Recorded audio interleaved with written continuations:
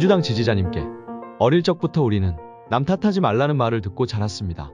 반성 없는 합리화는 문제의 진짜 원인을 파악하지 못하게 만들고 자기 발전에도 도움이 되지 않는 까닭입니다. 때문에 남 탓하지 말라는 말은 반박의 여지가 없는 진리로 받아들여지는 경우가 많습니다. 아마 정치권에서 전 정권 탓하지 말라는 일갈이 나오는 것도 비슷한 맥락일 겁니다.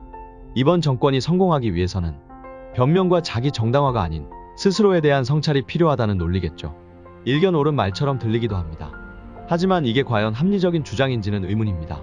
기본적으로 남 탓은 개인의 영역입니다. 어제 행동한 사람과 오늘의 행위자가 동일합니다.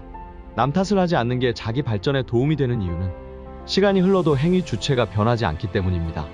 국정 운영은 그렇지 않습니다. 어제 정책을 수립하고 실행한 사람과 오늘 국가를 이끄는 사람이 다른 경우가 많습니다. 그러므로 문제의 원인을 찾고 반성하기 위해서는 전 정권이 왜 어떻게 그 같은 결정을 내렸는지를 파악해야 합니다. 국정 운영에서는 전 정권의 잘못을 파헤치는 게 국가의 미래를 위해 꼭 필요한 과정일 수 있습니다. 무엇보다도 전 정권에 대한 평가가 이루어지지 않을 경우 포퓰리즘 정치가 일상화될 우려가 있습니다. 정부가 꼭 해야 하는 일 중에는 국민들이 좋아하지 않는 일도 흔합니다. 각종 공공요금 인상이나 연금개혁 같은 것들이 대표적이죠. 누군가는 언젠가는 반드시 이뤄내야 하지만 쉽사리 손대기 어려운 과제들입니다. 그런데 남 탓이라는 이유로 전 정권을 비판하지 않는다면 그 어떤 정부도 공공요금 인상이나 연금개혁처럼 인기 없는 정책은 펴지 않을 겁니다.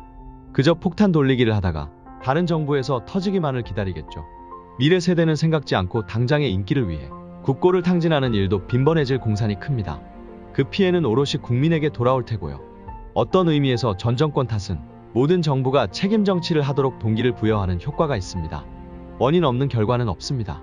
그리고 오늘의 결과가 어제의 원인에서 비롯됐다면 시간을 돌려 원인을 찾아내는 건 응당해야 할 일입니다. 이를 단순히 남 탓이라고 폄하하는 건 국가 미래를 위해서도 국민을 위해서도 좋지 못합니다. 오히려 정치권이 해야 할 일은 그 누구도 남 탓을 할 여지가 없도록 완벽에 완벽을 기하는 노력이 아닐까요?